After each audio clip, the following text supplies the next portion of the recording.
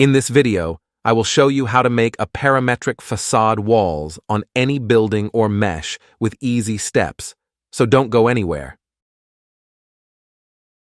Let's say I have this cube, and I will shape it as a mesh block just to make things clear to the real deal. I can add some dimensions to it and extrude some parts with a couple of cuts, nothing fancy, basic things to wrap your head around. The facade, for example, will go on those two walls or faces, so I can select them in edit mode and hit P to separate it and work on it alone. You can add extra cuts on this shape before subdivided in edit mode. This way, we end up with square faces, which is better for what we need to do. Now that I ended up with 2x2 faces, I can select all in edit mode and subdivide the mesh up to 10 or 15 times, depends on what you need. Another essential thing we need is the tissue add-on. This one is built in Blender, so you only need to open the preferences and enable it. No links, no downloads, all inside your Blender.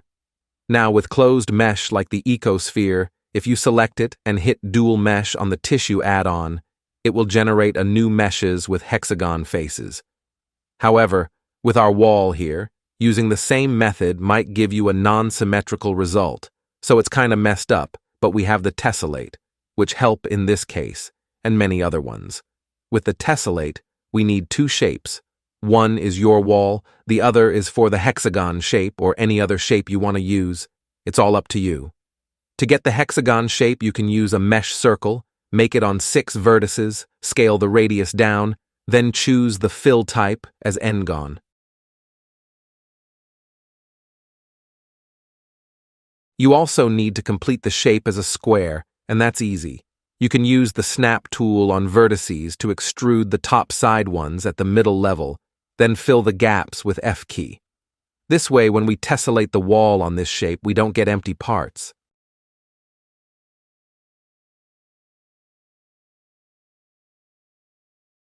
You can also at the end adjust the dimension of this shape to more of a square ratio, but that's optional.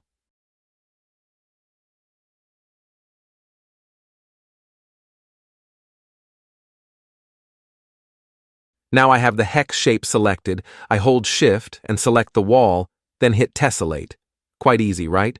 No need to change any settings, just hit OK and a new wall with hex pattern is generated.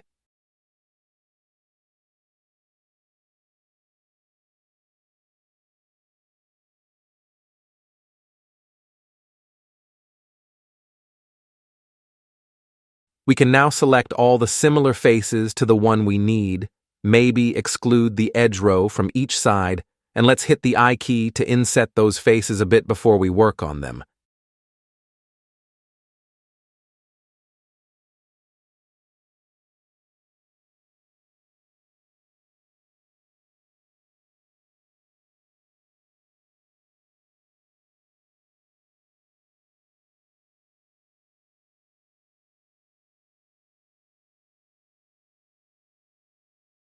I need to delete those faces, but I will lose selection, so let's assign them to a vertex group.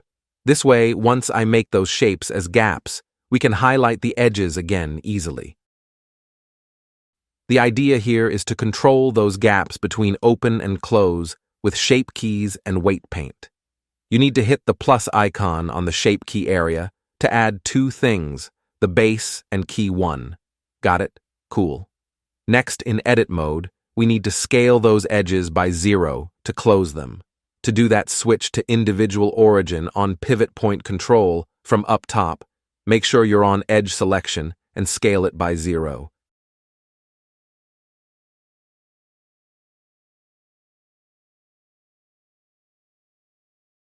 If I hit Tab now to get out of edit mode, I will go back to those gaps being open, but now I have the value to control this from 0 to 1, and I also have the vertex group field under it, which can give us more control. To fill the last field, we need another vertex group, so in edit mode, select all vertices and assign them to a new group with 0 weight or full weight. It's controllable from many angles.